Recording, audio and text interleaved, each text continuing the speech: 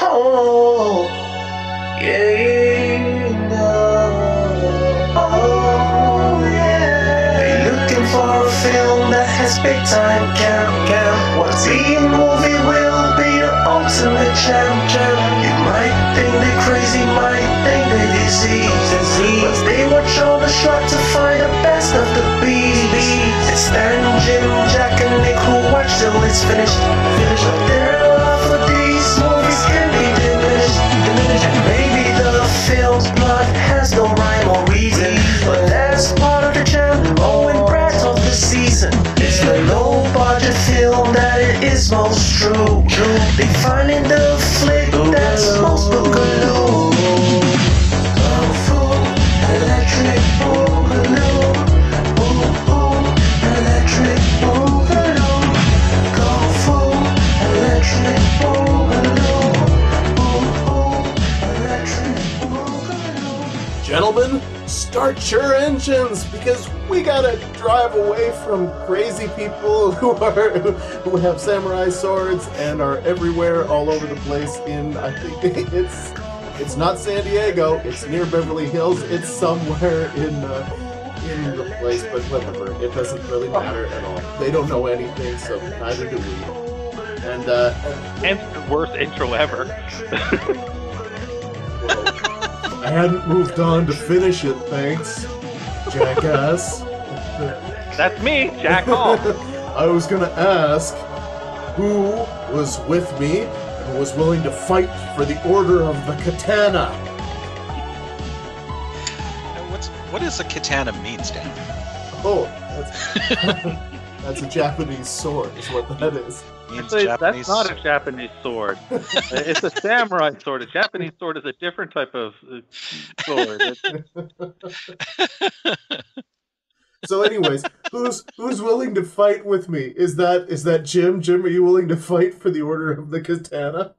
Stan, I'll see you in hell. All right. Well, we know Jackass is here, so. Yep. Already. What else do you want from me? Already fucked it up, and Nick. Greetings and salutations. I'm glad I'm not the only one who is confused by the location of this movie. Because lots to be confused about. I wanted to explain, or coming up, I'm going to explain what this movie, what the plot is, and I wanted to include a location.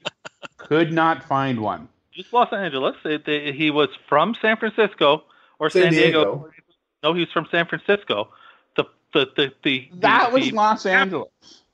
That was Los Angeles. Did they say that anywhere in the movie? Yes, at the beginning. At the very beginning, they said, and so they came down from San Francisco. The police captain. San Diego. It's San Diego.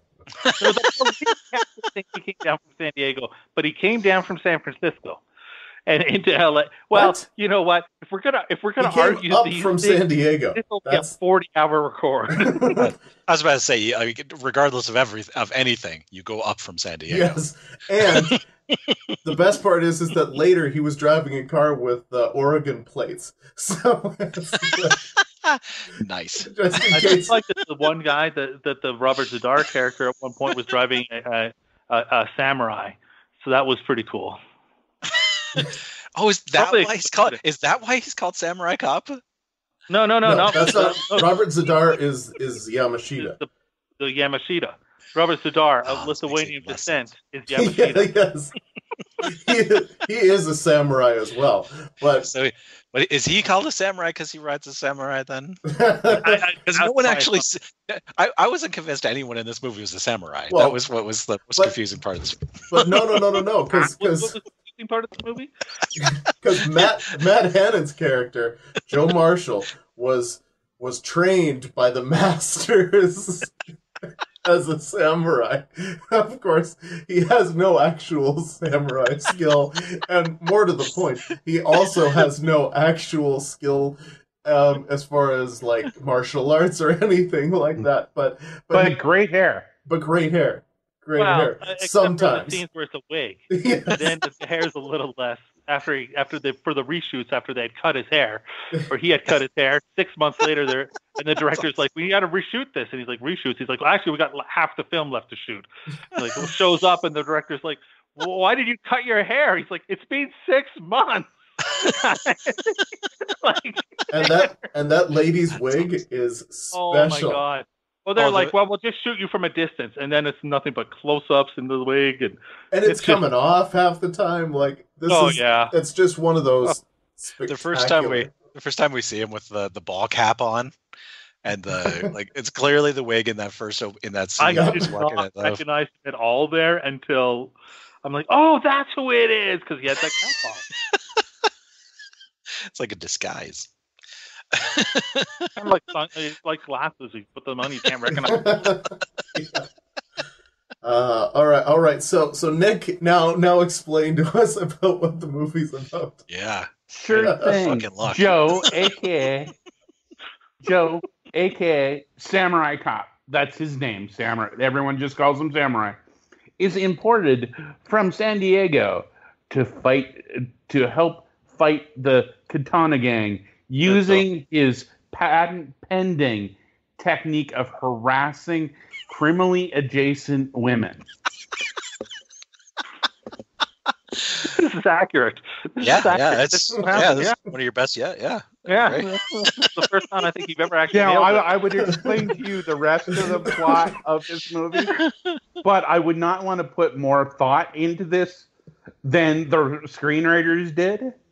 So that's what happens in this movie. Screenwriter. That was Amir Shervan. All of it.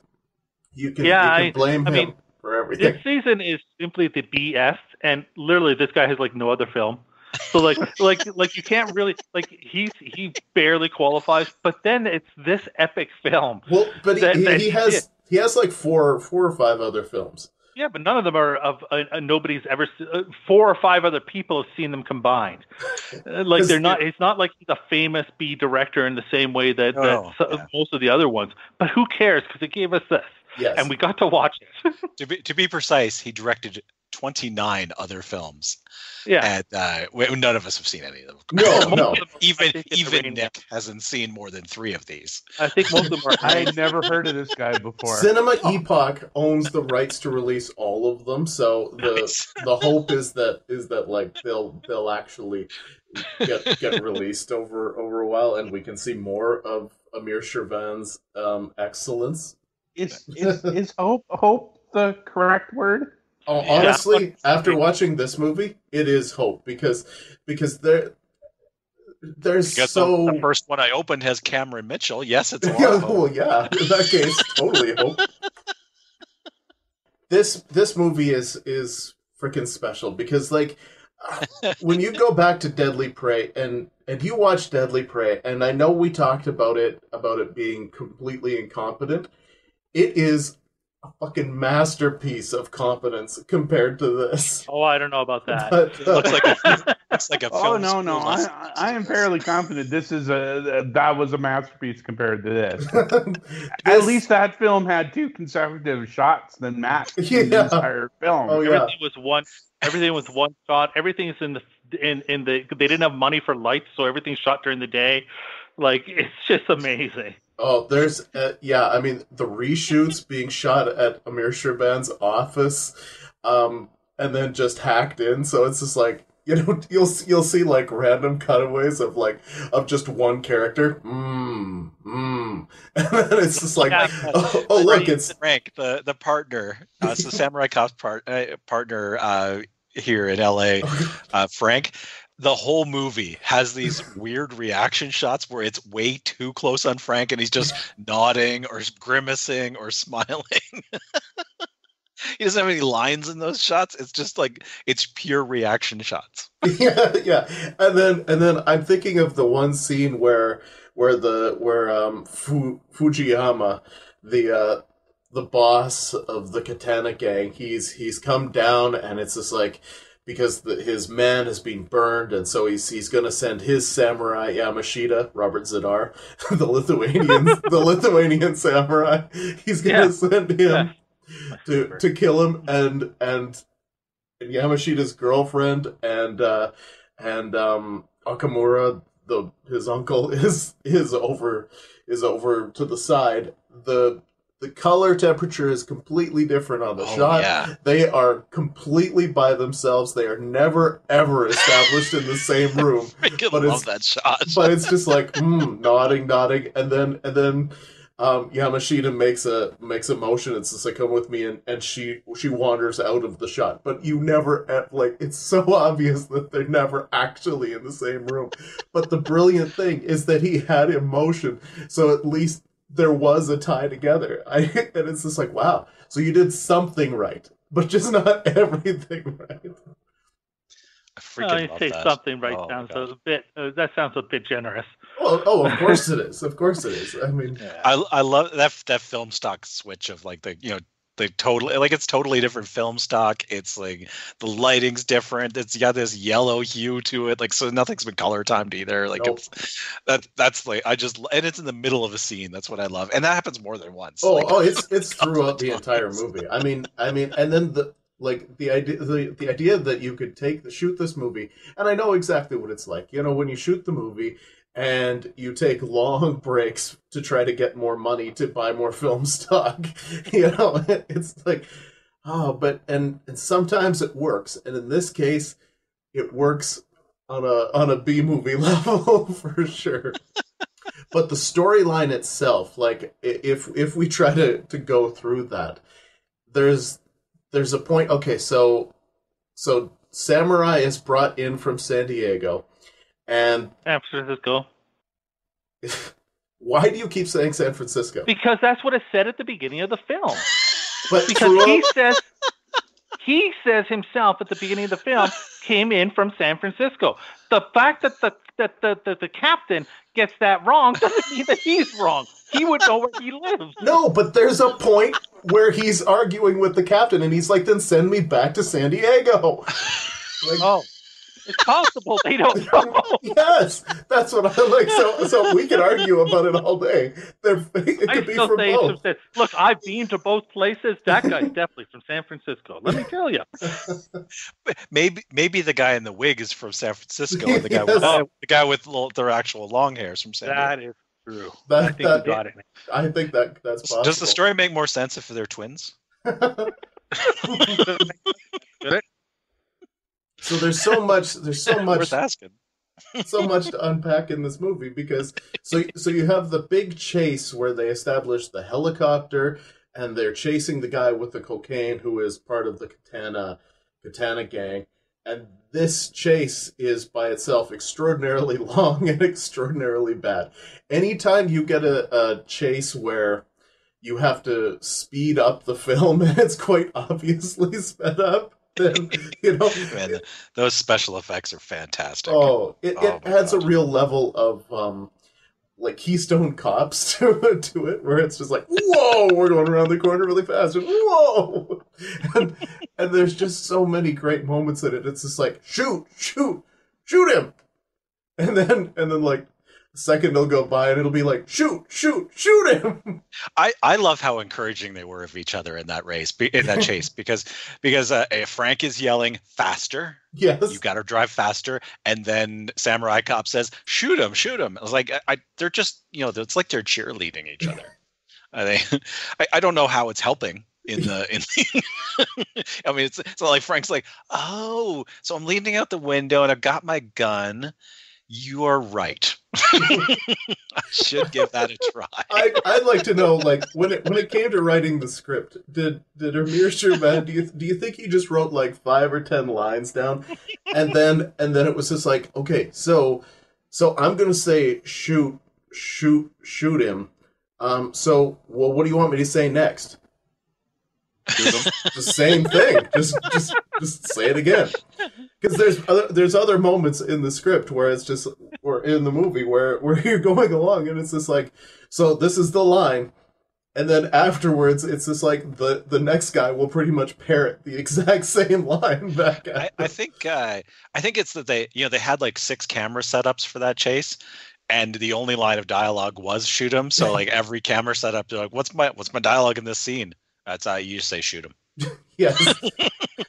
All right, I'll do it again. It seems like, I feel like it did this. Um, but I guess it'll all match later. Oh yeah. It'll all match later. I asked one question of myself many times watching this movie. So this movie's shot in LA, theoretically, or one of a variety of other cities, and there's a couple of, especially the cop in the hospital, is such an amazingly bad actor that I kept wondering, you're in LA. Literally every person is an actor or screenwriter. You could walk outside and hire an actor. But so are these the best you could actually pick up? You have to keep in mind that this entire film was pretty much shot wild. They're shot with no sound, and almost everything was done in post. And they often couldn't get, for these small roles, the same actor back to do it. So the director or somebody else around the office would just do the dialogue. That's how it was done. Awesome. Yes. Oh yeah, because he would get people with, like, they drive their own cars, they would wear their own clothes. It was just it didn't matter, like, because you see the home that. So your theory is they had to find a guy with a cop uniform to cast that guy? It wouldn't surprise me, because it actually, his first line, where it actually looks like he is reading off a script to the side of him. It's just like he's so awful.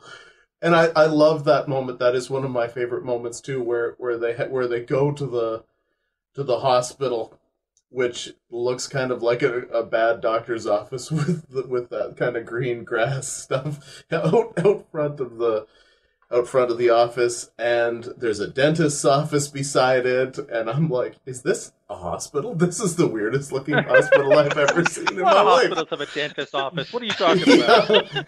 And then why did you use the modifier green grass stuff? You needed to say green. Just grass stuff would have done. Oh, okay. There was no purple on. Well, I think there was gray. They made that stuff in gray. Nick, with some of the movies we watch, maybe you should specify. Is that the one with? Well, you got Kentucky Bluegrass. In fairness, yep. I'm struggling with the chatter on this one because honestly, I got 3 pages of notes and they may all be what the fuck moments. Well, sure, yeah, because that's because the entire movie is in of itself a what the fuck moment. Like, you cannot go more than 5 seconds without actually encountering. Wait. Okay, either why is that happening, or what the fuck does that need to be here for? There's a couple of sex scenes in this movie. The women are beautiful. They are, but there's more than a couple. They are the weirdest sex scenes I've ever seen in a movie. Oh yeah.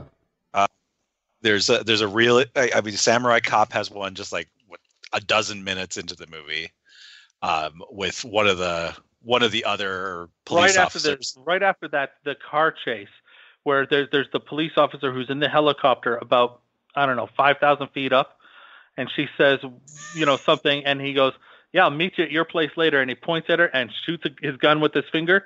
Like, she can see that, and then they're boning for about 4 hours. Hey, keep it up. Hey, keep it warm.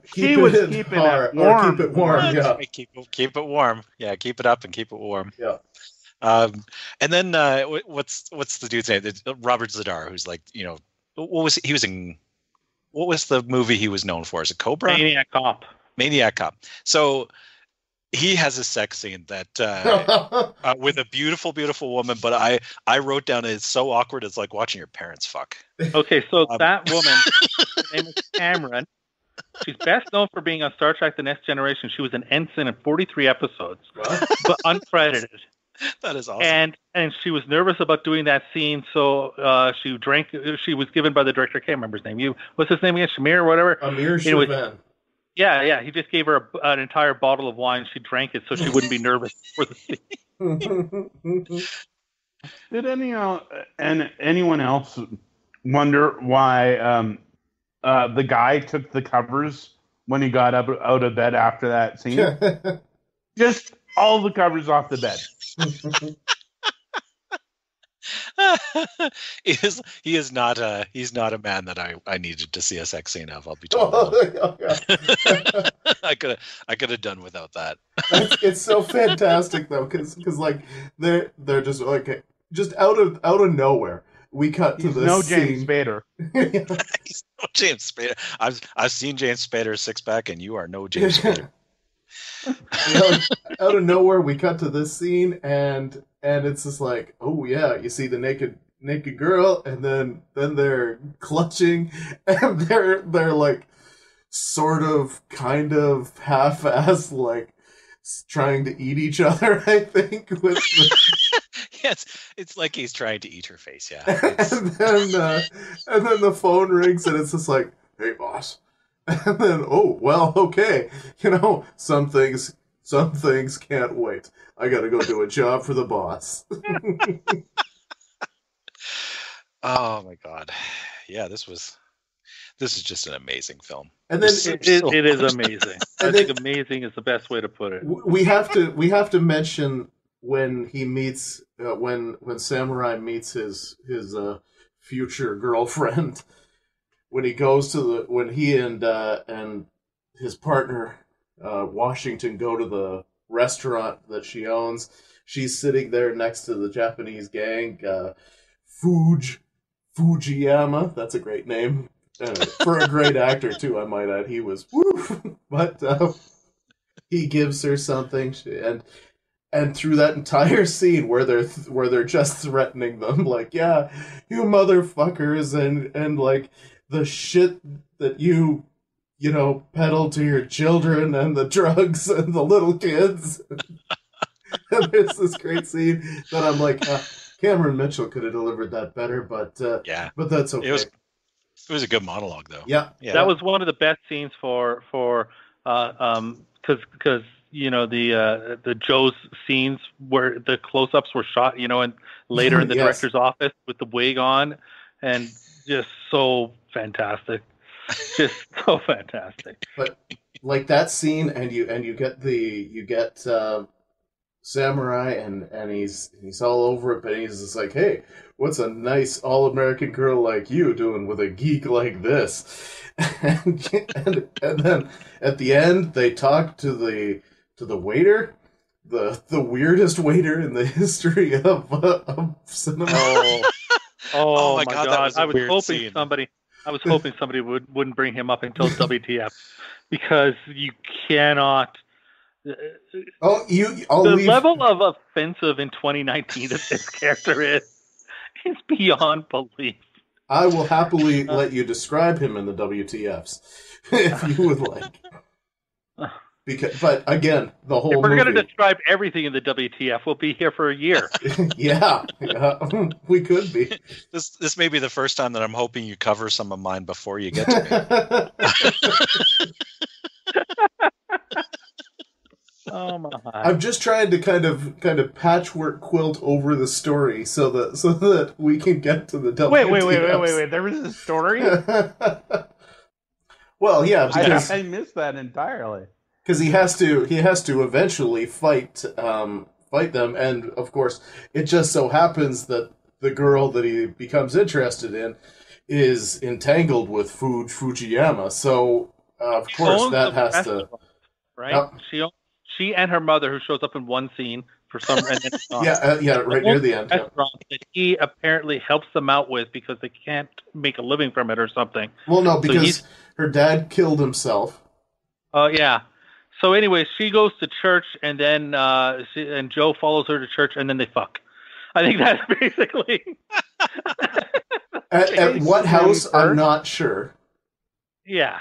Because there's two houses there. House for somebody so does he, for somebody who just came from San Diego or San Francisco. Yeah, there was one of my what the fucks. Like he's been there a week. They're really clear. Yes, he's very been there clear. a week, and he's very, very settled in. Like, yeah. It's like he's decorated. There's artwork. So she's like, "Oh, is this a nice place?" He goes, "Yeah, I rent it month to month." He's been there a week. But perhaps it obviously must have been entirely furnished. Must have been when furnished. he, Yeah, that's when all he I got can it. think. That's finally something logical. That actually makes as much sense as Wow. way more sense than anything else in this movie. So It's like you found the key to explaining the whole thing now. It's all come together now. But yeah, because I like, and there's again, it all has to do with I don't know where anything was shot or when anything was shot, because like that scene where he brings her home, they have dinner, they get into their nicest. She has obviously brought a bikini. Of course, she could. It was small enough in her purse, but they brought that. They go down to the ocean, and then a half a scene later, they're in the pool, which is in a different house, but that's okay. It's. I don't think the plot of this movie is going to get any more clearer. We could just score this plot. I think so. I think so, because we also have to announce our movies, and that could take a while, based Yeah. on the parameters that we have of it. Everything's going to take a while. This is going to be It's exciting and challenging. the 90-minute movie. Yep. All right, so in our search for the ultimate B movie, we rate every film in 5 categories, none of which are objective quality. The first category we call Schlock Appeal, and we start with Stan.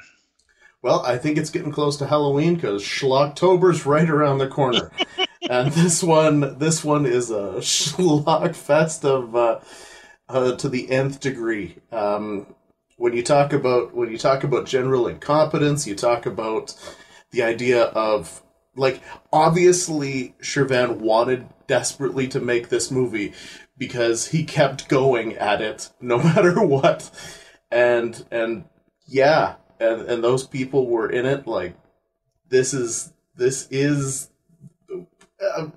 like unto nothing I've ever seen before, but I enjoyed pretty much every minute of it, so I'm gonna go hard 10.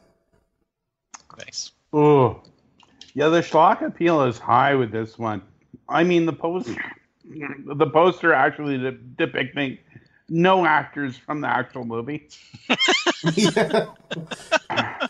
Nothing that even actually vaguely resembles the movie in the poster. Oh, I love it. Like, it's samurai in an actual samurai style outfit, Japanese style outfit, and it's like, wow. I'm looking at a different poster. Oh. I'm looking at the poster with Maniac Cop on. That's the cover. right. That's right. The head with the head being held in the hand, which at least Robert Z'Dar's character does cut the guy's head off with the samurai sword in one of the most weirdest scenes ever as well.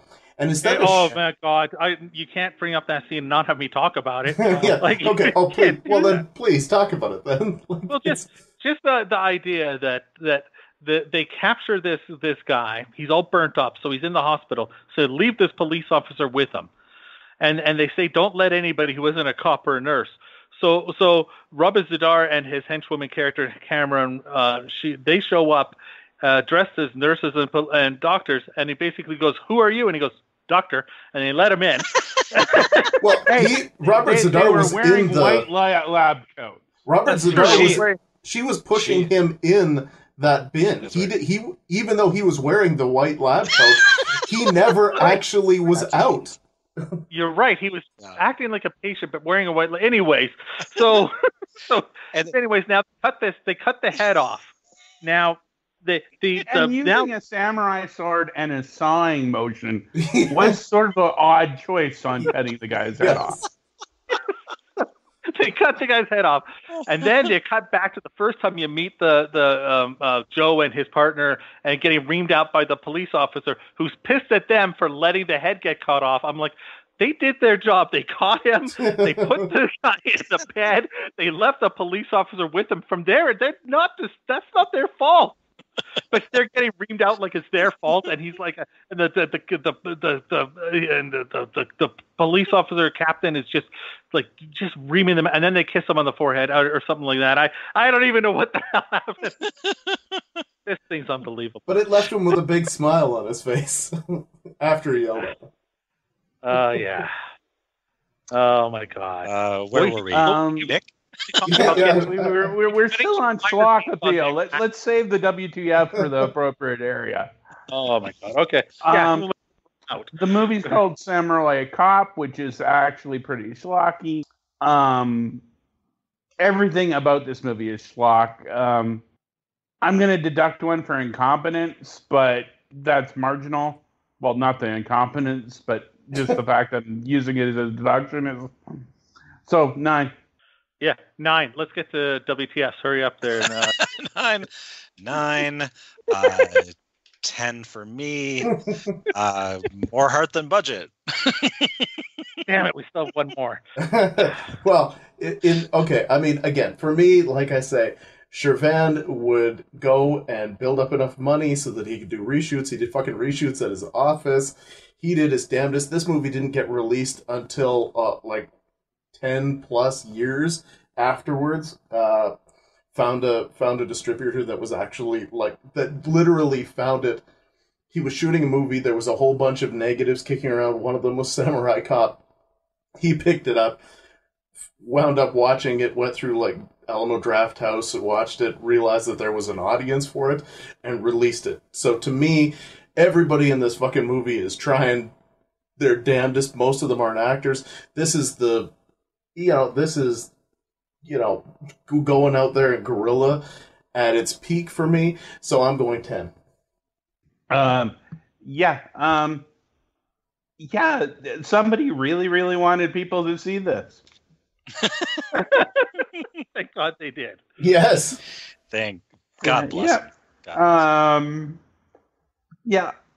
I'm going to deduct 2 points because everyone thought the star was dead for 10 years after this movie was made, or was released, and nobody bothered to, correct them on it. So He liked being known hardly as his dead. fault. He didn't know the movie had become popular. He liked the fact that he was dead. I don't know. I'm giving it an 8 for more heart than budget. Somebody tried, but not everyone did their best. Oh, God, not everyone. So Matt Hannon, who played Joe, or Matt Correttis now, literally said when the reshoots came about that he put in as little effort as possible. He was like, I barely bothered knowing my lines. I just said stuff. I figured there'd be other. At the first time, around, he was like, I thought the first takes would just be the first takes, and then I'd get a second tape. Then he found out there was no second take, and then he got frustrated with the whole experience and having to be brought back for the reshoot, and he did not try. So I don't think I can give it that kind of effort when your star has basically said, this is a piece of shit, I was ashamed of it, and I didn't try. So I'm going to give it a 4. Wow, that just makes me love it more, because that means that the director kept going even in the face of rebellion. He just kept going. He did not give a shit. Yeah, no quitting that guy. 10 for me. This is my boogaloo heart grew 3 sizes that day. All right, notify your next of kin. For a while. Get your matters and your business in order. You will need some time off. Take a leave of absence. What the fuck moments. All right. So besides the, do you need some water before you start? Stan? Hold on. Let's clear my throat a good bunch. All right. Just a second, I have to open my beer. Okay, go. All right, so I'll leave so much because early, and it's not even noon. He's got his beer going. It's past noon somewhere. Yeah, good point. I'll leave a bunch out, because of course there's only so much that a man can put in. The first one, because when I was writing notes for this movie, I started writing notes, and then I realized that they were coming so fast and so furious that I couldn't actually keep up. I would have had to have just taken notes of the entire... I would have had to write out the entire script for one. It just seemed like too much work. But so there's this point, we mentioned the chase at the beginning, and they shoot a guy, and he pops out of the van onto the street, and they run over him, but they slow down and then you cut to his body just kind of flopping with blood on it at the end. And I thought, really? You couldn't have avoided him? Is that what happened in that scene? I wasn't sure if they hit him or not. No, I'm quite sure they ran over him, and it was just like, ran over was how I they how didn't I even described bother. that, They're police officers. You ran over somebody. You don't even bother to phone it in. I understand you have to go catch the bad guys, but you don't even go, somebody's down at this address. Like, they just keep... Because they say earlier in that scene, hey, should we call for backup? We'll call for backup when we need it. Well, I'm talking about an ambulance for the person they ran over. But we do establish later, the police chief says, you are terrible at everything. He basically tells them, you are awful, and I'm sending you back to either San Francisco or San Diego. To be fair to the police chief, I sort of agree. Yeah, they're not good cops. He's the most reasonable guy in the whole movie. So then during that same scene, so they shoot the van driver in the neck, and then he runs into a drift of some kind, like sand dune. And then, of course, what happens after everything like that is the car explodes, in this case, twice. So it's good. But he stumbles out. He's on fire. And they stare at him for a moment. It's just like, oh, he's on fire. Oh, no. Meanwhile, there's sand all over the ground. I'm thinking, fucking stop, drop, and roll. Come on. They took forever figuring out how to handle a man on fire. And they're like, reacting. And then it's just like, okay, we're going to get into the trunk, get the blanket, and get the fire extinguisher. So they pull out a blanket and a fire extinguisher, and then like, they're just... It's just the unbelievable thing of, like, these two cops who have stopped this guy, and it's just like, oh, we got to keep him alive. The other guy, sure, we ran over on the road, but this guy, we got to pull out the fire extinguisher. I thought that was great. So there's this point after that where like they're sitting there. It's after the sex scene with the attractive helicopter cop. And they're sitting there at desks, and Samurai Joe is telling some sort of story about this chick that he fucked the other night, because that's all he does. And meanwhile, the girl cop is like, what? Of course, because everything, if you're a cop, is about having sex. That's all cops do in this movie. And then the chief comes in. They make vaguely racist jokes. That's true. There's sexy jokes and there's racist jokes. And so the chief comes and he's like, I need to see you guys in my office. So then the next scene is them in the hospital going to see the guy with the burned face and telling the terrible actor cop that he's going to that he's got to watch them. And this scene by itself is crazy as hell. And then what happens is even crazier, because you have the blonde nurse who's like, so, do you like what you see? Okay, wait, stop right there, because this was going to be in my WTS, but I'll just do it now. It was mine too. Oh yeah. It was not getting that far down the line. No. Nurse, do you like what you see? Joe Marshall, the samurai cop. I love what I see. Nurse, would you like to touch what you see? Joe, yes, I would. Nurse, would you like to go out with me? Joe, yes, I would. Nurse, would you like to fuck me? Joe, bingo. Nurse. Well, then let's see what you got. She puts her hand on his groin area. Nurse, doesn't interest me. Nothing there. Joe, nothing there. Just what exactly would interest you? Something the size of a jumbo jet? Nurse, have you been circumcised? Joe, yeah, I have. Why? Nurse, your doctor must have cut a large portion off. Joe, no, he was a good doctor. Nurse, good doctors make mistakes too. That's why they have insurance. Joe, getting close to the nurse. Hey, don't worry. I got enough. It's big. Nurse, I want bigger, and walks away. And now, you did not mention we have cutaways, reaction shots to his partner. Frank. Over it, yeah. Yeah, good old Frank, over and over for that whole scene. Oh my God.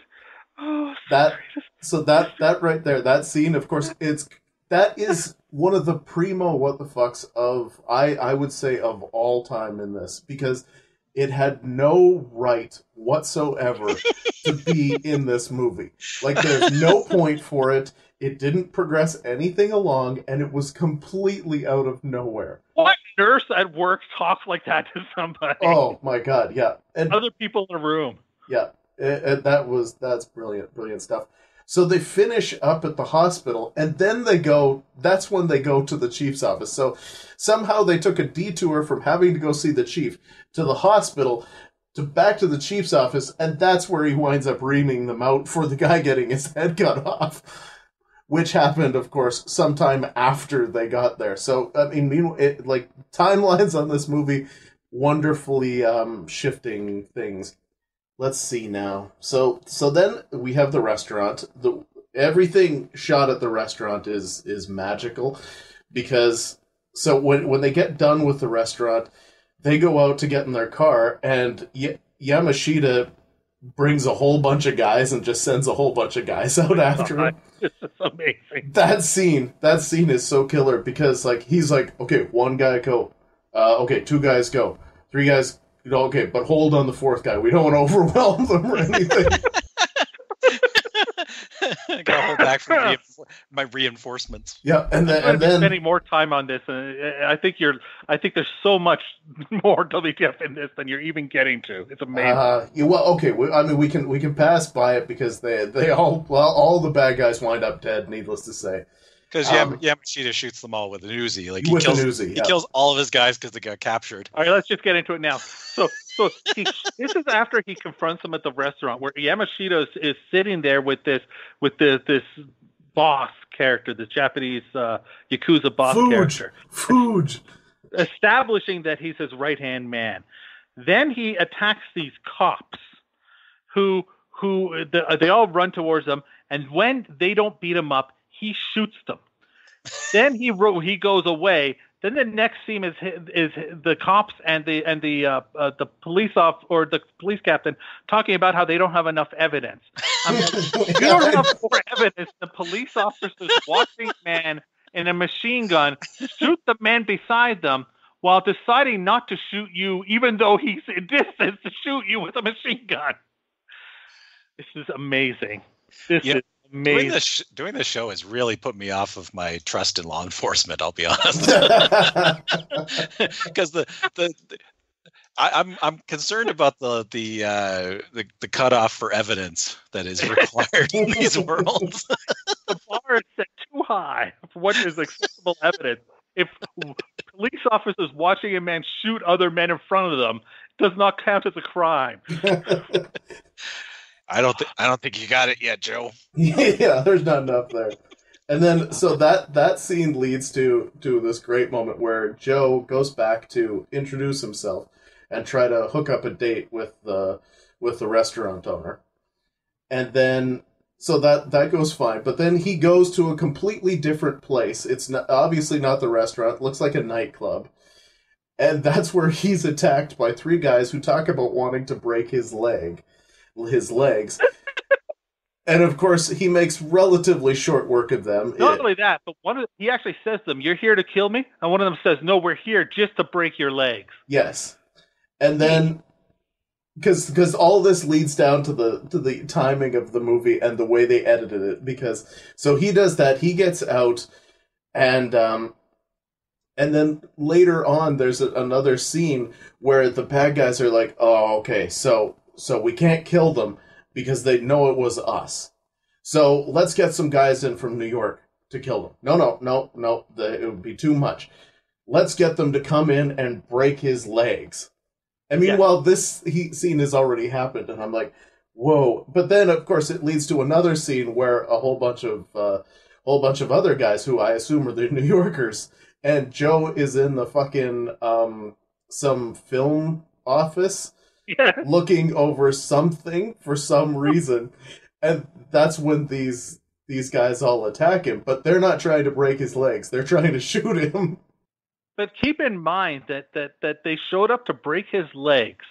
He beats them up. One guy runs away. He runs after that guy, chases him down, the whole time yelling about how you tried to kill me, grabs him, arrests him, and talks about, aren't you sorry now for trying to kill me? It's wonderful.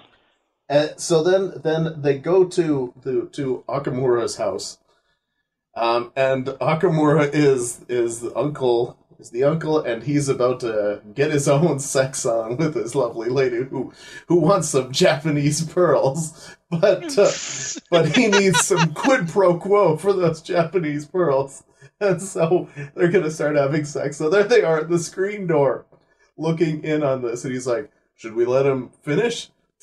No. And then you see them, and it's just like, "Hey, stop, cops!" And they can't open the screen door. And it's just this great moment. This is like, he's already out of the house by the time they've opened the screen door. But the thing that I found most what the fuck about this is that Akamura, the Japanese guy who's very much seems to be of the Japanese mindset, and the only guy in the movie who actually knows any martial arts, he has a fucking Defender video game, like console game, sitting in his living room. It's just like, wait, why the hell is that there? That's fantastic. It is fantastic. So then they chase him down. He manages to get dressed while he's being chased, which is good. They chase him down, and in one of those magical reshoot moments, we go from a place with lots of cactuses, and then they start to fight, which is a place with lots of trees. And then we move to Joe with the wig and Akamura fighting on sand somewhere for the vast majority of the fight. I love that.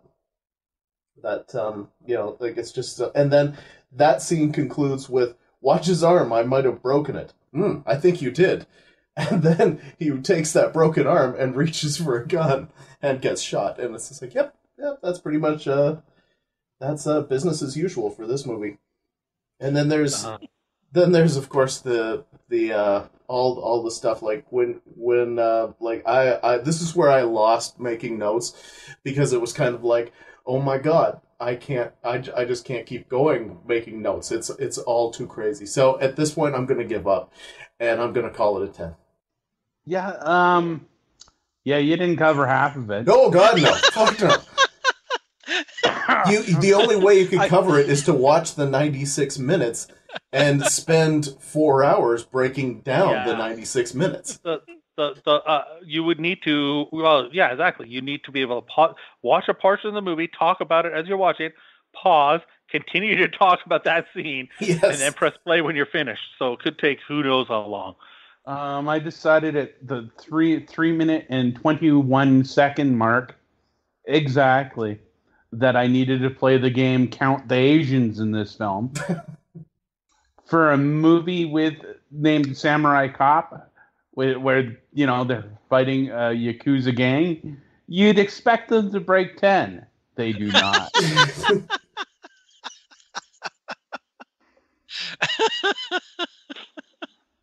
Oh, what else is there? When the bad guys decide they need Joe's address, so they attack the police captain and his wife. They know where he lives. That was just a police officer. Was that just a police officer? Yeah, he wasn't the captain. Wasn't the captain? Okay. Is that's Preacher, right? Yeah, that was Preacher. The guy that had that great interaction with the female cop earlier, where she was like, "So we got nothing to do. Want to fuck?" Yeah. Okay. So Preacher's wife. I can only assume there was something in the contract that nudity from all female cast members was obligated, because she was a good-looking older woman, but there was no reason for her to show her breasts in this movie. Yet immediately the bad guys sort of rip her blouse open. I thought that was extremely odd. Not to mention when Preacher finally gives Joe up, or what amounts to giving Joe up, is like, did you check his... He doesn't know Joe's actual address. So he basically just says, "Did you check his girlfriend's house?" And they don't ask her address or anything. They know everyone's that. address but Joe, yeah. Yeah. It's because Joe's only been there a week, and the Rolodex they have is from 10 days ago. And they don't seem to care about Frank at all. I mean, you'd think, because Frank is at all the scenes where Joe does something. Laughing. But I guess Frank isn't a samurai, so the bad guys don't care about him. Frank's just the reason that Joe is there. Yeah. Nothing. Thinking about anything that happens in this movie is counterproductive. So,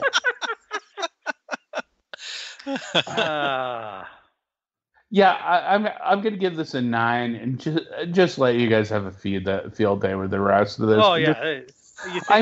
This isn't like a series of WTFs. This whole movie seems to be one big one. All right, Joe. Now I'm telling these son of a bitches that we respect the Japanese of this country, who are honest businessmen.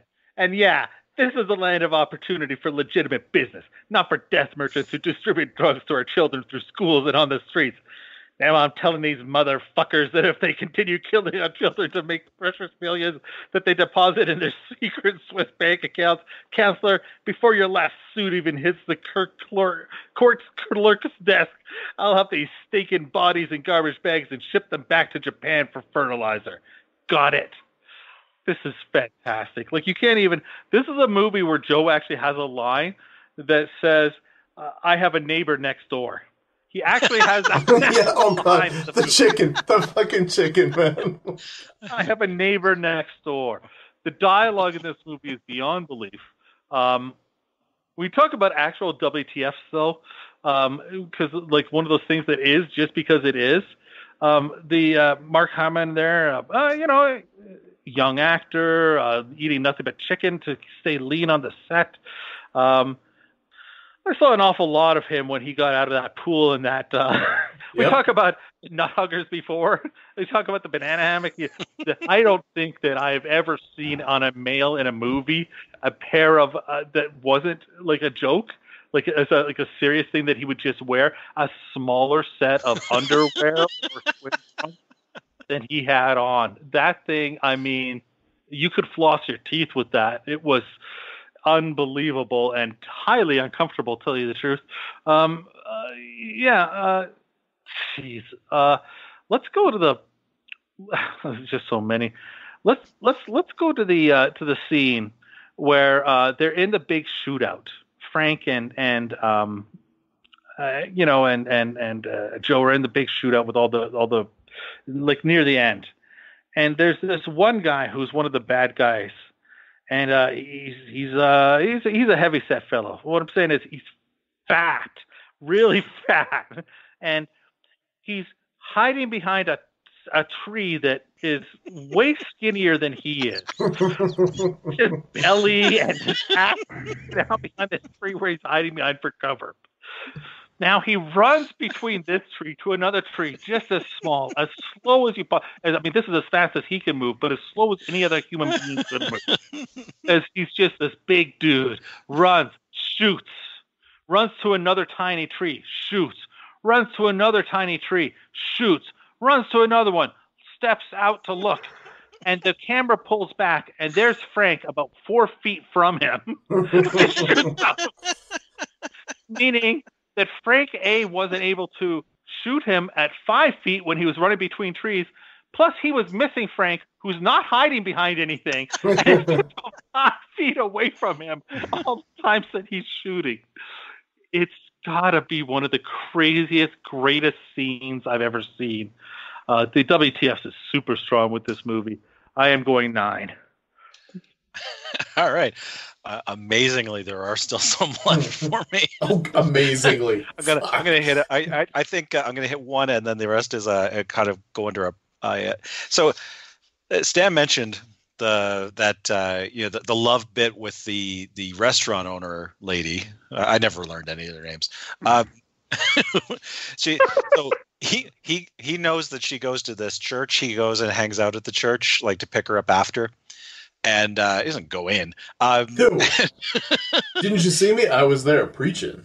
Yeah, I was. Yeah, and so he takes her back to the place he's renting, and then they go for a swim, and she's in a thong bikini. Now, I am left with only two options from the order of events. One, he loans her a thong. Yes. Hey, Yeah. it could have fit in her purse. Or B, she brought it in her purse to church. Yeah. It's also her birthday. Don't forget that. She Oh, could it's her have. birthday. Apparently, she doesn't know anybody because nobody wants to celebrate her except for him. Yeah, Well, I mean, no. Fuge It's had only Fuge, lunchtime. Maybe she has a nighttime party. Yeah. and It is really Fuge did have his driver there, ready, that's waiting true. to pick her up. So it gets a big confrontation with Fuge, and he puts a gun to her head, and Frank's like, "Hey, you don't want to do this," and Joe's like, "Hey, you don't want to do this," and Fuge, and they're like, Oh, shit, I forgot about and this. Fuge, like trying to bargain his way out, says, "Listen, I don't want any trouble with the police."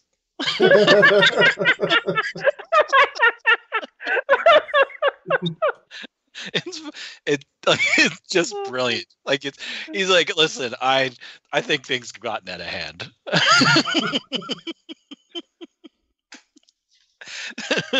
The last bit for me is the overall locations and set pieces that are used, because what's the film movement where you use like existing sets? So if you use a restaurant, it's a restaurant. Like you don't make a set. Donald G. Jackson. Dog me film.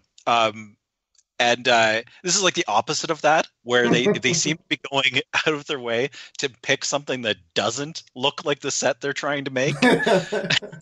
Like the hospital looks nothing like a hospital, and then they walk at it like the outside of the hospital is clearly an apartment building.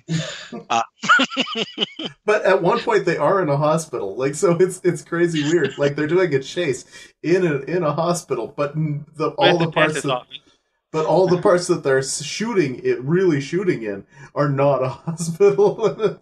No, and there's the spot with like the like you said the bad guy is in one. There's the guy in the one room recuperating, and the door next to him is Mark Dentist. Yes, I fucking love that. I think we open up with the chase where the drug dealers, there's like they watch a drug deal happen, and then they chase the drug runners. The drug runners pull up in a boat that's got a rent a boat sticker on the side of it. Like these are the hardcore. Maybe it's a tax thing. It's better if you rent, rather like it is cheaper to rent than own if you don't need it every day. Now, did they just let the guys in the boat go and just chase the guys in the van, or did I miss something? Totally. Totes, yeah. Okay, Yeah. so they only wanted half the drug runners. Yeah. The guys with the money briefcase. It's the They opposite let of the guys with the drugs go. yeah. It's the opposite of everything you ever try to do. And they're actually doing let's not go back to the source. Let's go like as late in the process as we can and arrest those guys. In many ways, though, they were not good cops. So I don't know about that. They're great cops. The captain actually says to them at the end, "Screw it, just kill them all," and they're like, "Yeah, this works for us." Yeah.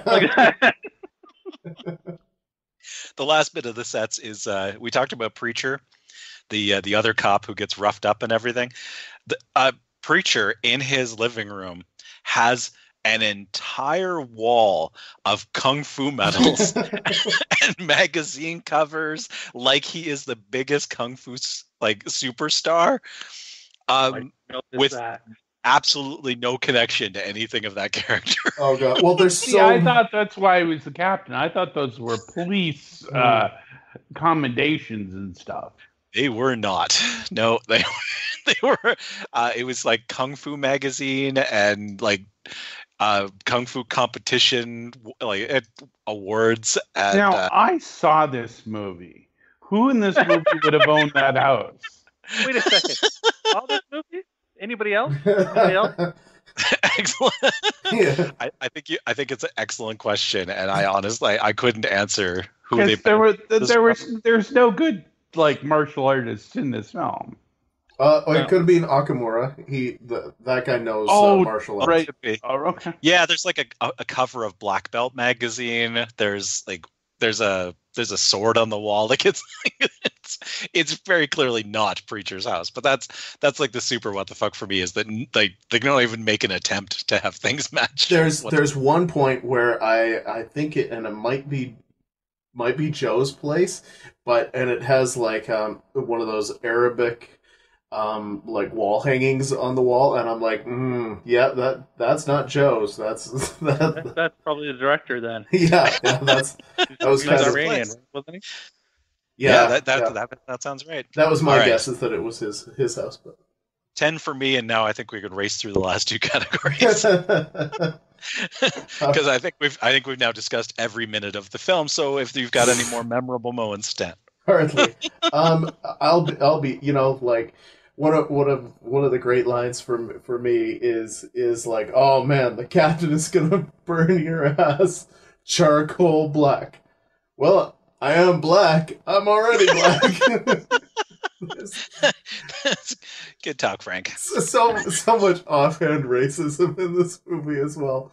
To me, I mean, I'm going to remember so much of this movie because I loved the experience as a whole. Like, whether it's what the fuck or not, or whether it's the sheer incompetence, whether it's like the hair, the wig, it doesn't even matter. Like, I look back to this movie and I just and like little bits will pop into my head and it'll be like, ha ha ha, charcoal black. So I'm gonna go with a 9. Yeah, this movie's gonna be hard to shake off. I'm just gonna say 8 and be done with it. I think I'll go with 2 lines that I love. The police captain going, I feel like I have a club up my ass, and it hurts. I got to get it out. It hurts. That was my favorite. And it hurts. I got to get it. And when there's a fence, and Joe climbs over it, and Frank goes underneath it and shimmies underneath it, and Joe says to him, "Why did you go underneath the fence?" He goes, "Because I'm an undercover cop."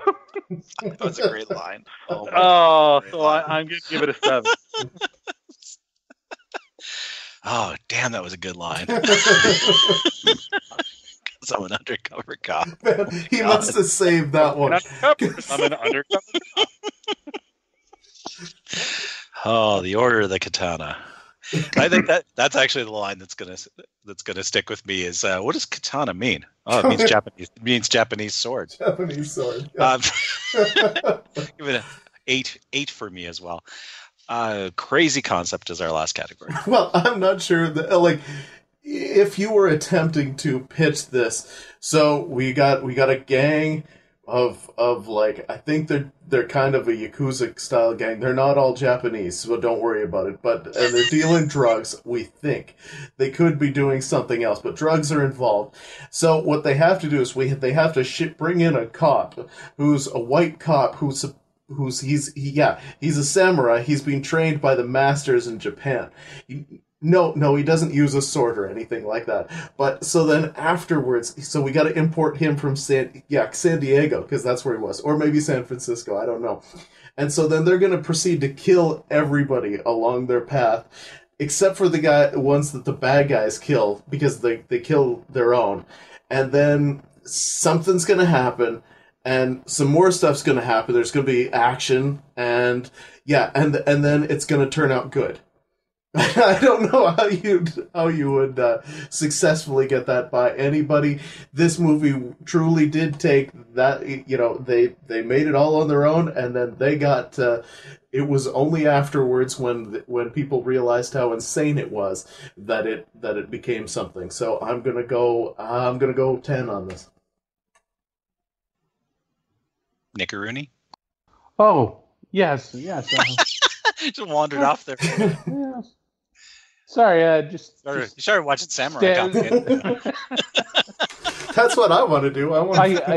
I did a little research, and Wikipedia does list Joe's origin as San Diego, if there was any doubt. There's continues to be doubt. The only doubt is from what came in the movie. Yeah. Okay. Yeah, we're doing crazy concept. Mhm. Yeah. I'm going under the belief there was a concept behind this movie, so I will give it an 8. I'll say that the idea to get any money from this thing was, what if we do Lethal Weapon but shittier? And then Lethal Weapon released at this point? Yeah, this is 1991. No, but when was it? Was it? Oh, I guess it was made in 1991. So yeah, Lethal Weapon was around. So they're deciding to do Lethal Weapon but shittier. So it is that is as a concept not too crazy. Now the idea that you'd say we only have enough ideas for half the film, and only enough money for half the film. So let's shoot a film and see if we can come up with enough ideas for a film and shoot it all later. That's pretty crazy. So I'll give it a 7. 7, you say? All right. I'm really high on this one. Really, the only thing that pulls off a couple of points is that being high, that would help. I considered it. Unlike Cyborg Cop, the Samurai Cop is actually a cop. Yes. That does help. A shitty one, but out of 8 movies this year, though, that has not been standard. So that's why I'm identifying it as more reasonable than some of the things we see. I'm not clear on him being a samurai. I mean, I think you pitch Samurai Cop, and the first question is, so he's a samurai that's a cop, and you're like, sort of. He's a cop that's. We mention it once, and he uses a sword in 2 scenes. Badly. Is he Japanese? Does he carry a sword around with him? No. No, that's it's not a thing. But you have a Lithuanian called Yamashita. How about the Japanese gang? Yeah, no, none of them. All right, so I give this an 8 as well. Brings us to anyone want to change any scores while we're each season we have 6 secret modifiers. This film does have 2 of them. It does tip over the magic 95 minutes at 96 minutes, giving it a -1. It does gain 1, though, back for the director was also the writer. So those cancel out each other, and we have a staggering final score of 86.5, making it the 3rd highest ranked film on the Octagon. Oh my God, 3rd highest. Only one percentage point off of the top dog. Wow. These last it's right movies, up there. These last 2 movies do sort of really objectify the fact that we're not rating on relative oh God, quality. No. Because you've gone from a movie. Is the New Kids a worse movie than Samurai Cop? You've gone from a movie that is very competently done. The acting is fine. Everything makes general sense as a whole. To this movie where nothing is done right. But I know which one I will watch any day. I was at work, and one of my coworkers said he didn't like some movie, and another said, "Jim, you said that was good," and I said, "There is no chance that I said it was good. I probably said I liked it."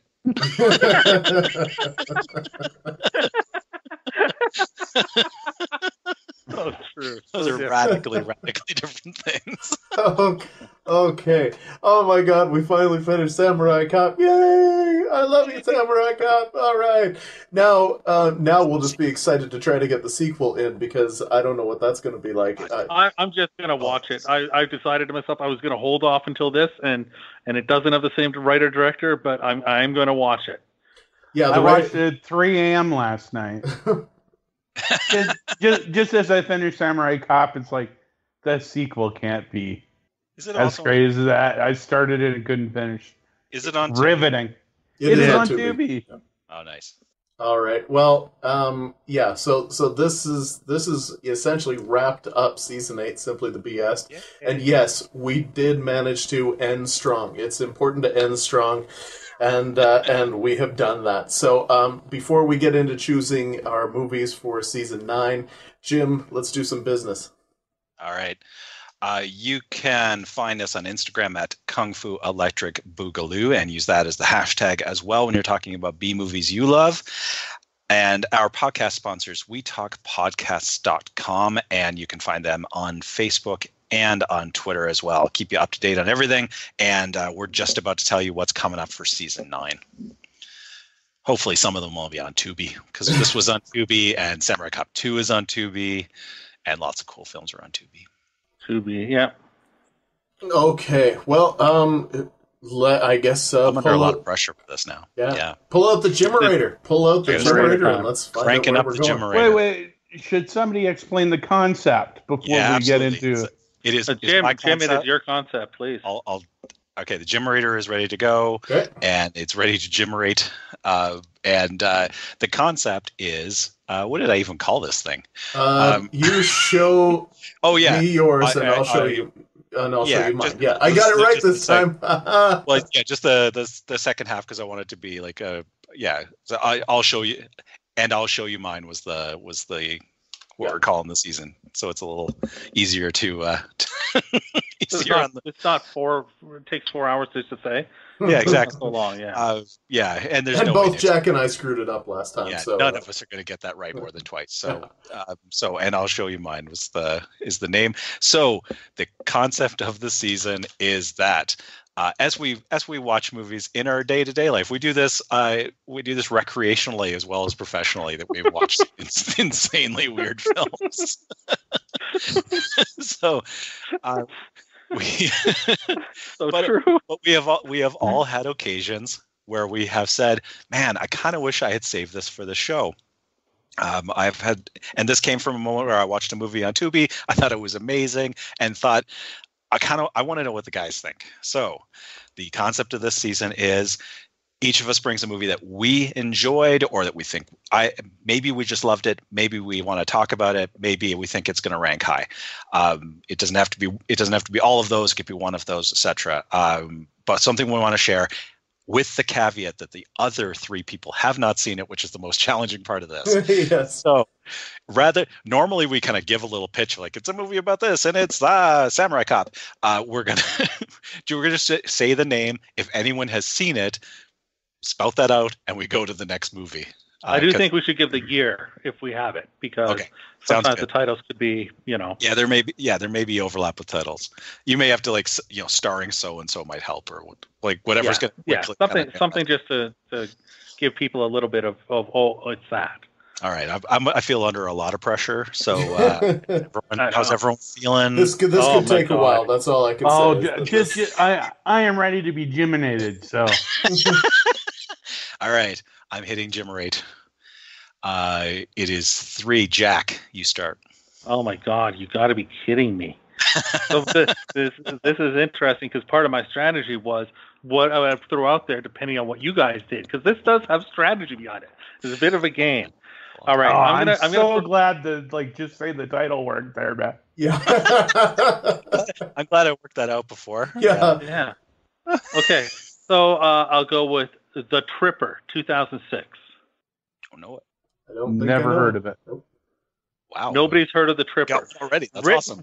That's excellent. Written by and directed by David Arquette and starring him. And it is about a group of people that go to a concert in the woods, and a serial killer wearing a Ronald Reagan mask. I've seen it now that you've described it. That is. Oh, I knew it happened during his divorce. Courtney Cox is in it, so it happened way before his divorce. He didn't get divorced until 2012. Yeah, she produced it. Yeah, so it did not happen during his divorce. So that's too bad. No, but I have seen it. I'm sorry. He has such a great jacket in that movie. And actually, now that you show me, I've seen it too. and wouldn't it score? Wouldn't it score? Oh God, yes. Wow. It's wonderful. Pastel Huerta's in it. Every movie she's in scores. Yes. No. It would have been a really. All right. Paul Rubens, Balthazar Getty. Oh, all right, my God. we're not doing it. That's why I wanted to skip this part. Yes. Yeah. Okay. So okay. I'm gonna try this one then, though I think there's a strong chance then, based on all this, that you guys have seen it. But it's also a David Arquette. Try and get something in there with him. It's a Robert Rodriguez. It's Road Racers. I have not seen it. Road Seen it. Racers? Of course. Damn it. There you go. This is where we knew it was going to be a problem. Yep. With Yeah. me. This is the challenge. Okay. 1985. I Like to Hurt People. Nope. Doesn't ring a bell. Doesn't ring a bell.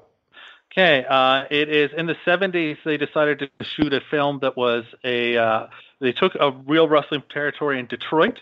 They decided to shoot a film that was going to be a horror film.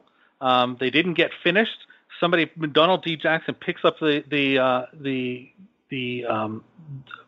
footage many years later, shoots some more stuff around wrestlers. It becomes 50% documentary, 50% actual storyline that they've just shoved in there. And it has people like Dusty Rhodes and The Sheik and Terry Funk, and it's quite crazy. I Like to Hurt People, 1985. Nice. I dig it. All right. We got one. There you go. Jimmer All 8. right. Jimmer 8. Nick. Okay. I doubt anyone's seen this one. It is The Monolith Monsters from 1957. Monolith Monsters. The Jack Arnold classic. I'm going to say no. Monolith Monsters. Describe it, but I don't think so. A giant rock attacks a small town. I really love it. It sounds good. Yep. All right. We got two. I knew Nick's gonna have like the deepest dive though. Yeah, that's like, for sure. Yeah, like I mean, he's gonna bring Nick. You're gonna bring gold. I knew that, but you're also you got a distinct advantage of having seen 90% of the movies ever made. Oh yeah, no.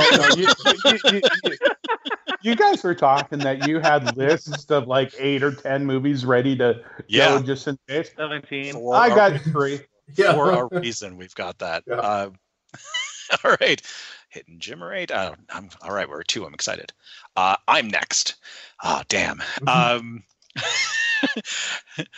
gonna start. I'm gonna start with one that just in case. So 1987.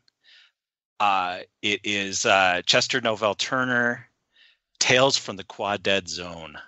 Ooh. I have not seen that. It is considered one of the worst movies ever released on VHS. Never shot on video. I came across a documentary about VHS because it is also the for a long time it was the most expensive collector VHS because it was so rare. And you make it sound like you think you might have seen it, but you're not sure. No, I know of it, but I am quite sure that I have not seen it. All right. What's the title again? Because I know Chester Novell Turner well. I've seen several of his movies, so they're all shitty. Black Devil Doll from Hell was his other one, but this is Quad Dead Zone showed up because it was it's a VHS rarity. Yeah, I have seen Black Devil Doll from Hell. All right. Well, that wasn't the one I said. No, that was really close. That was really close to my list on this one too. Oh, nice. All right. I was taking a chance that one. All right, so we were up to 3, and Stan, you're next. Okay. Well, what I really hope, I'm sure that he's seen it, but I want to put Robo Geisha out there. Seen it. Yeah. I I am sorry. You name I've seen all movies with drill breasts. Yeah. Yeah. If you have anything on your list with drill breasts or machine gun breasts, yeah. I knew. I just really wanted to watch it. Robotic breasts in is this. really my strong zone. Yeah. No, I love that. I love that. I'm just looking up. I'm adding all these movies to my my IMDb watch list. It is a great movie. We do have to get to it someday. Yes.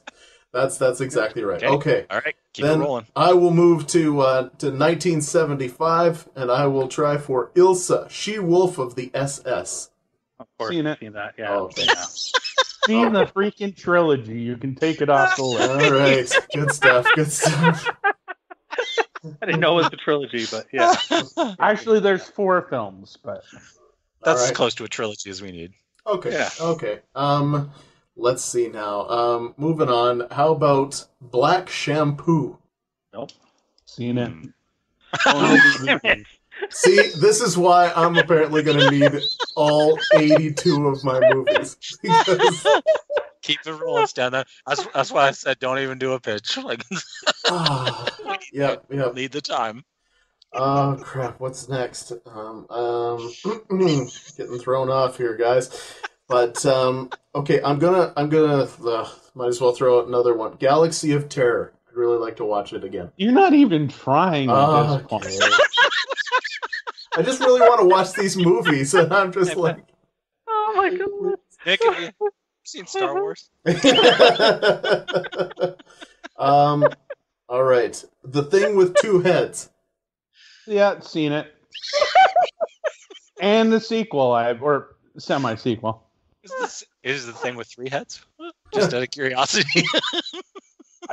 No, it's not worth it. The sequel is vastly What we're awful. finding here, Stan, is that your Boogaloo films, they're great classic Boogaloos, but they're too well-known Boogaloos. Yeah, apparently, yeah. I just don't watch the lesser Boogaloo. I keep trying to watch I want to watch all the blaxploitation movies. I bought all of those.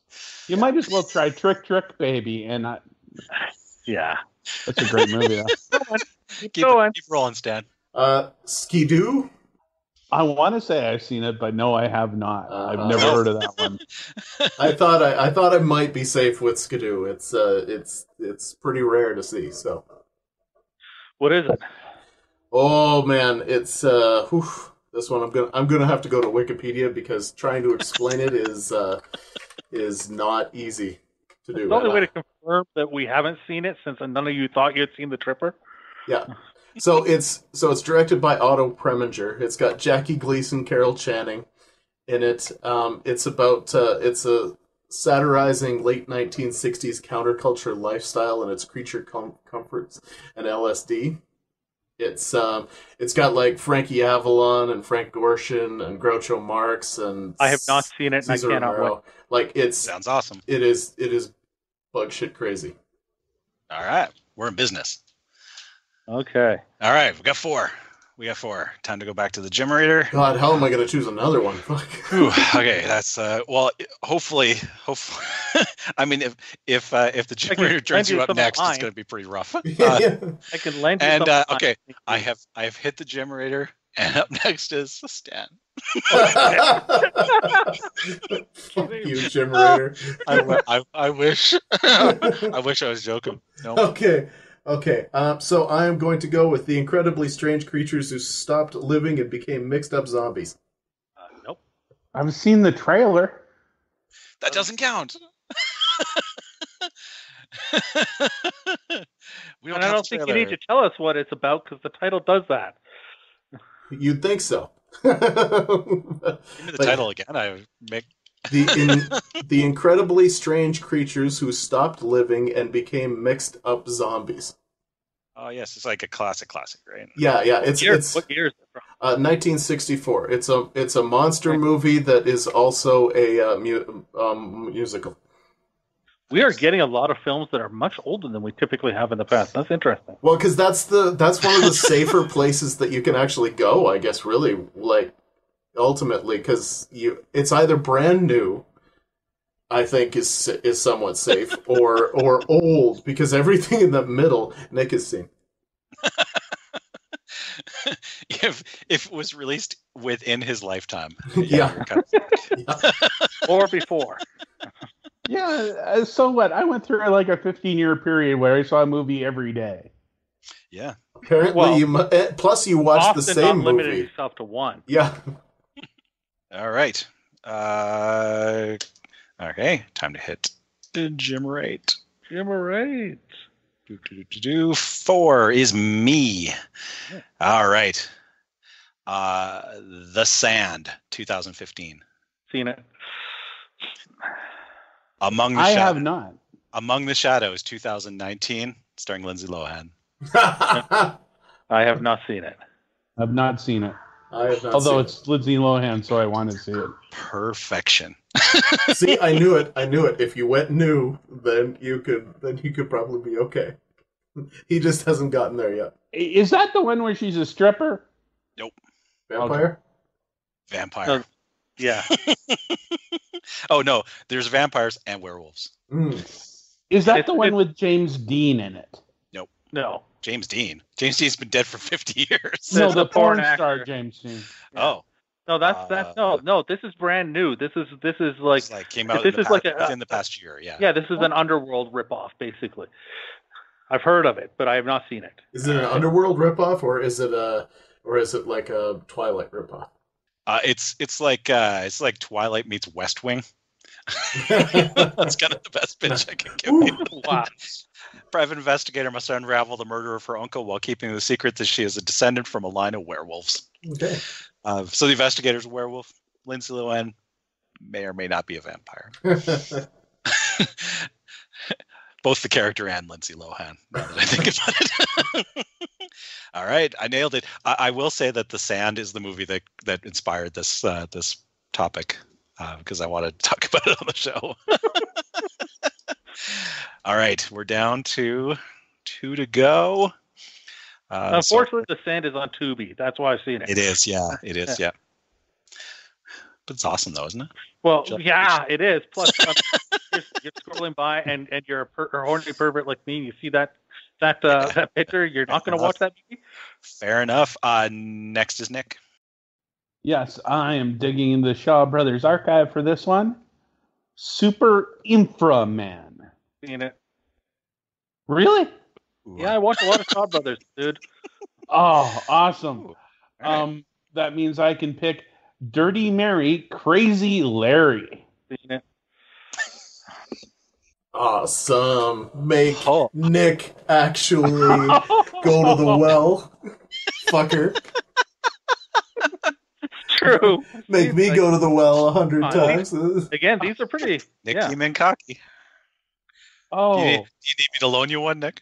I need a minute.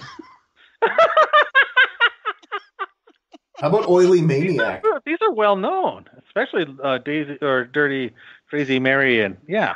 Yeah, I just don't see you guys have seen it. Okay. How about Trick Baby? Not ringing a bell. Yeah, I believe I've seen it, but I'm not 100% sure. I might be getting it confused with another movie. So describe it. Run it down. Let's see. A black man passes as a white man and teams up with a black partner to scam land investors. Okay, I have not seen that. When's it from? I'll have to look that up. 72. Is that the 72 one? 72. Okay. Yeah. That's the one? All right. Okay. So that leaves me to go last to bookend this sucker. So I'm going to go with the Ryan Nicholson 2008 film Gutter Balls. Nope. All right, I think we're okay then. Okay. Trust me, Gutter Balls will score, but I was a little afraid to throw it out there. It might be too much even for us.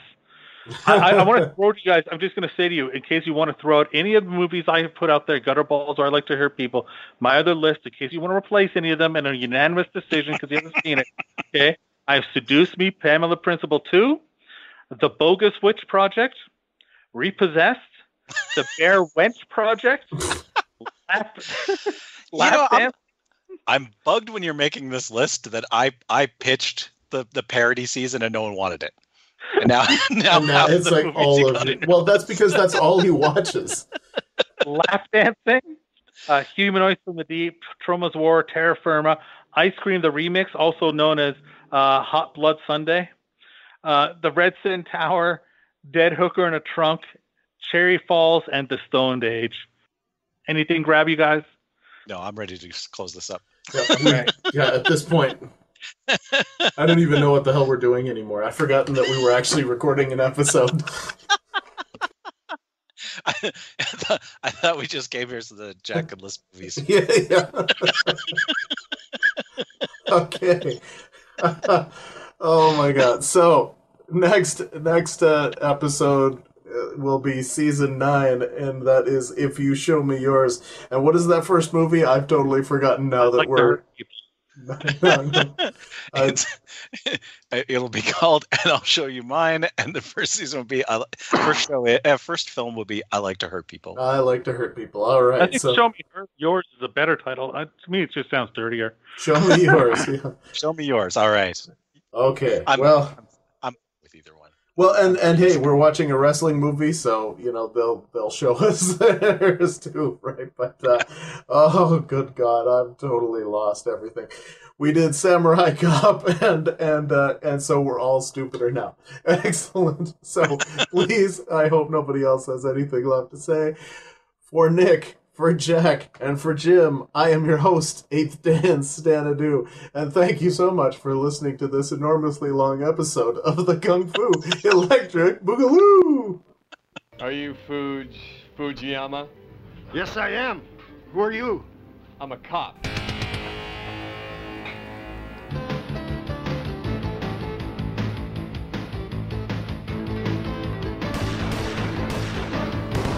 His real name is Joe Marshall. They call him Samurai.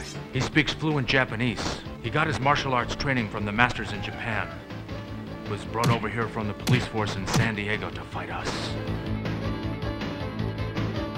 Would you like to fuck me? You're the one that talked me into bringing this moron from San Diego to fight the Japanese katana gang. Bingo. I want him dead. I want his head cut off and brought here. Have you been circumcised? Yeah, I have. Why? Well, your doctor must have cut a big portion of it off. I want his head on this piano so that every man in my organization understands once more that no katana gets captured alive or talks. Got that? How did you know I'd come home with you? Let's just say I can read eyes.